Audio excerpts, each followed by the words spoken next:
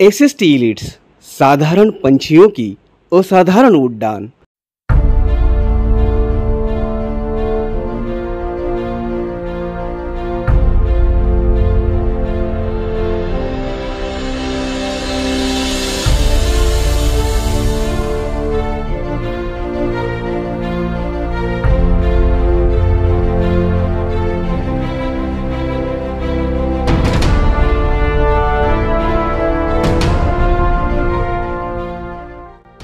ये है एसएसटी महाविद्यालय में चपरासी का काम करने वाली विद्या कदम।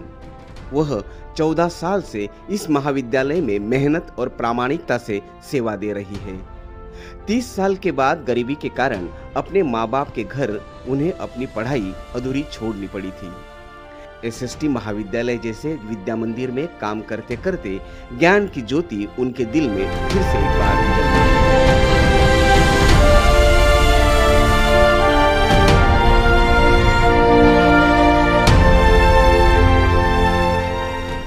माझं नाव विद्या अनिल कदम।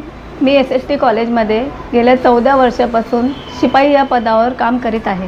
डॉक्टर बाबासाहेब आंबेडकरांनी सांगितले की शिक्षण हे सर्व दुःखावरचं एकमेव औषध आहे।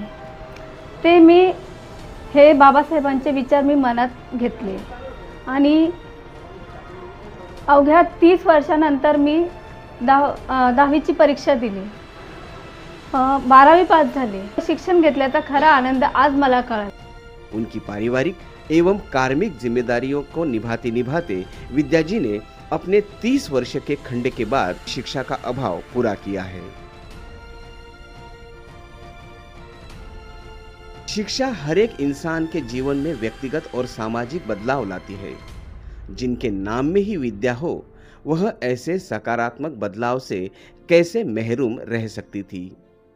30 साल के बाद 2022 में विद्या ने 10वीं कक्षा में प्रवेश लेकर फिर से अपनी स्कूली जीवन की शुरुआत की और उत्तीर्ण भी हुई।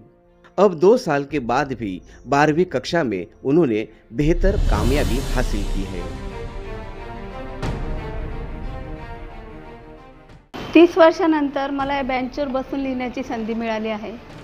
शिक्षणामुळे माझ्या आयुष्यात खूप मोठा बदल झाला आहे। आयुष्यात माझी स्वप्न, माझे विचार खूप वाढले आहेत आणि मी पुढे शिकण्याचा खूप प्रयत्न करेल। विद्या कदम को शिक्षा के प्रति फिर से एक बार जागरूक करने में और इस संघर्ष से जोड़ने के लिए एसएसटी महाविद्यालय के संस्थापक प्राचार्य डॉक्टर जेसी पुरस्वानी और आईक्यूएससी समन्वयक डॉक्टर खुशबू पुरस्वानी इनकी महत्वपूर्ण भूमिका है। हम लोग एजुकेशन इंस्टीट्यूशन चलाते हैं। यहाँ पे न सिर्फ बच्चों के लिए, लेकिन जो हमारे साथ जुड़े हुए हमारे जो टीचिंग एंड नॉन टीचिंग का स्टाफ है, हम उनको भी प्रोत्साहन देते हैं कि वो भी अपने पढ़ाई को आगे बढ़ाएं। अब ये जो महिला कर्मचारी है विद्या कदम, तो ये हमारा जो पॉलिसी है कि सब स्टूडेंट्स स्टाफ को आगे बढ़ाने में हम उनको प्रोत्साहन दें। जो अभी हमारा स्टाफ है, टीचिंग है या नॉन टीचिंग है, उनको आगे बढ़ने के लिए, आगे पढ़ने के लिए न सिर्फ प्रोत्साहन भी देते हैं, लेकिन उनको जो रेलेवेंट इंसेंटिव्स है, फाइनेंशियल हेल्प है, वो भी हम सब करते हैं। हमारी इच्छा ये है कि सब पढ़ें और आगे बढ़ें। और आज समझो वो अगर कैडर 4 से उसने अपने ज़िंदगी के करियर की शुरुआत की है, तो ऐसे आगे पढ़ के उसका कैडर भी चेंज होगा। वो कैडर 4 से कैडर 3 में आ जाएगी, कैडर 3 से 2 में आ जाएगी। और ये न सिर्फ पहली महिला है या पहला कर्मचारी है। हाँ, इसमें एक यूनिक बात ये है कि इसने काफ़ी गैप के बाद में हिम्मत बांधी है अपने पढ़ाई को आगे बढ़ाने के लिए। इसमें इसकी हिम्मत की दाद भी देनी पड़ेगी। और ऐसे जो हमारे स्टाफ है, पूरा मैनेजमेंट, पूरा स्टाफ उनके साथ में खड़ा रहता है, उनको मोटिवेट करने के लिए, उनको आगे बढ़ने के लिए। हमारी रिज़ल्ट आने के बाद जब उनसे बात हुई, उन्होंने अपनी इच्छा दर्शाई कि सर हमको अभी आगे डिग्री कॉलेज में भी पढ़ाई करनी है, न सिर्फ मैं ग्रेजुएशन लेकिन पोस्ट ग्रेजुएशन और उसके आगे तक पढ़ने के लिए उसने अपनी इच्छा जताई। और ये जानकर हमको बहुत खुशी भी हुई और हमने उनको पूरा आश्वासन दिया कि हमारे से जो भी सहायता, जो भी हमारे तरफ से उनको सपोर्ट चाहिए, वो जैसे पहले दिया था वो आगे भी उनको मिळता रहेगा। माणसाची जिद्द असली तर ते कोणत्याही परिस्थितीमध्ये, कोणत्याही संकटामध्ये त्या शिक्षणावरती आपल्याला शिक्षण घेऊन संकटावरती मात करता येते. असंच एक उदाहरण आज मी विद्याताई कदमचं ऐकलं आणि भविष्यामध्ये त्यांनी आणखी शिक्षण घ्यावं, उच्च शिक्षण घ्यावं आणि त्याच्यासाठी काही मदत लागली तर निश्चित संघटना ताईंसोबत उभी आहे.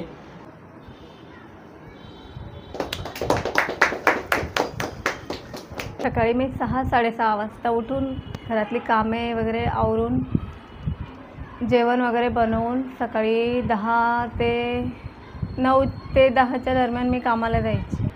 सकाळी 10 ते 7 वाजेपर्यंत मी SST कॉलेजमध्ये कामाला जायची. तिथून कामावरून घरी आल्यावर घरातली स्वयंपाक वगैरे करून नंतर झोपायच्या 2 तास आधी मी अभ्यास करायची. धनश्री कदम, मी SY BMMCमध्ये शिकते SST कॉलेजमध्ये आणि माझी मम्मीसुद्धा तिकडेच कामाला आहे. मी जेव्हा 12वीत होते तेव्हापासून मम्मीला शिक्षणाची म्हणजे आवड होती, पण तिने कधी विचार केला नाही त्याचा. आणि पप्पांनी खूप फोर्स केला मम्मीला की तू शिक्षण कर, तू 10वी दे.